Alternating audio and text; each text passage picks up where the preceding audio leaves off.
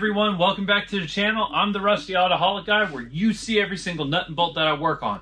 And on today's video, I'm going to tell you how I found this 2005 LJ Wrangler Unlimited Rubicon for $6,000.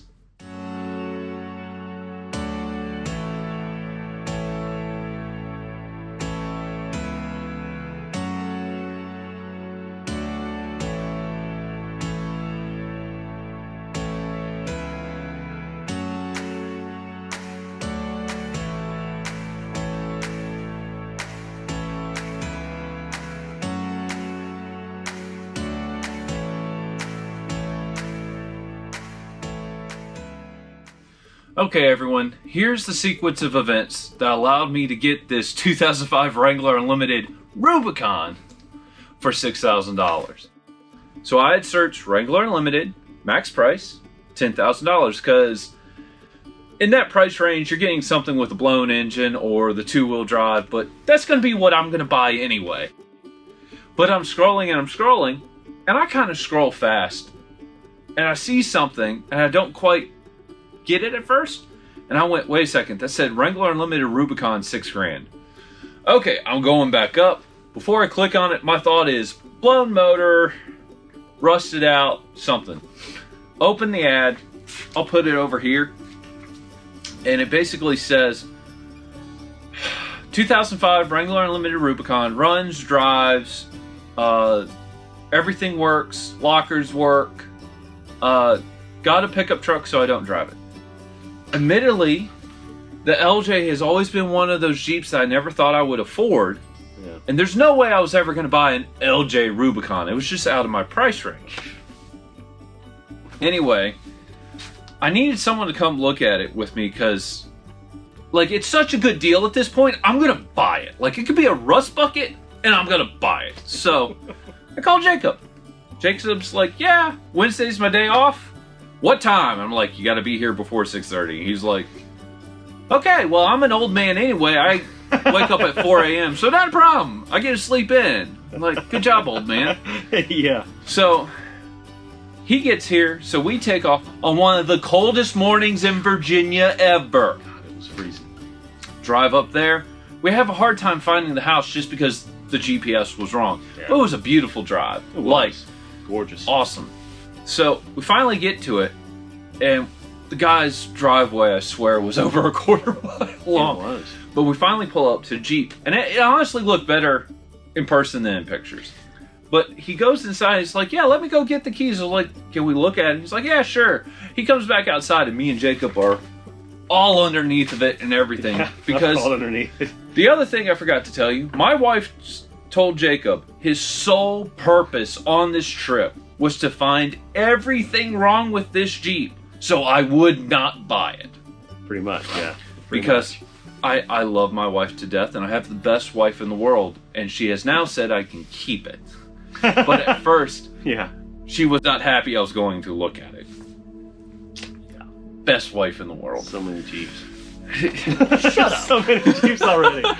So anyway, we're looking, and while he's inside, even Jacob's like, I can't find anything wrong with it. It's phenomenal. Like, it's like, we knew the top had to be replaced. And like, the exhaust was rusted. And the exhaust was rusted. But only the muffler section, the catalytic converter forward, perfect. Like, no problem. Believe it. I could not believe $6,000 for what's pretty much mint. Yeah. LJR. I couldn't believe it. Yeah. So, like, hey, can we go on a test drive?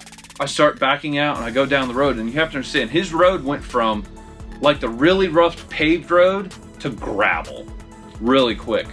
This was the smoothest ride I have ever been in a Wrangler in my life. But I've never been in a Wrangler Unlimited. I've been in a couple of JKs, but I'm not counting a JK because it's 4-door. Yeah. Like, I really want to compare a 2-door to a 2-door. And what I kind of realized in that moment, the difference between a TJ Wrangler and an LJ Wrangler is the same difference as a CJ5 to the CJ7. When they added that extra little bit of wheelbase, the amount of comfort and handling that was improved skyrocketed.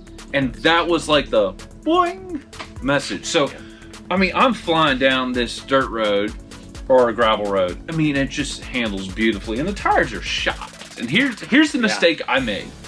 I turn around, and there's like nowhere to turn around. And the guy's like, "Yeah, it's a Rubicon. Just see that hill, turn on the lockers, go up the hill, do it fine." I do it all the time. Sure enough, hit the lockers, and it's like, whoop! I get the whole Rubicon thing now. I really get the Rubicon thing now.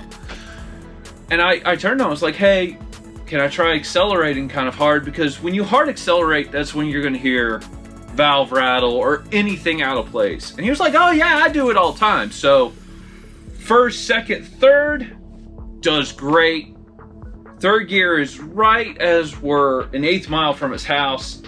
And all of a sudden I hear a pop and steam just goes boosh. Now, we just still don't know what's wrong yet. But my guess is too much heat, too fast, and freezing cold weather. And we did notice the radiator had already been repaired once. Yeah. We luckily brought my tow dolly. Like, that was the saving grace. We unbolted the rear drive shaft in the freezing cold. We put it in 4 low, so it was front wheel drive.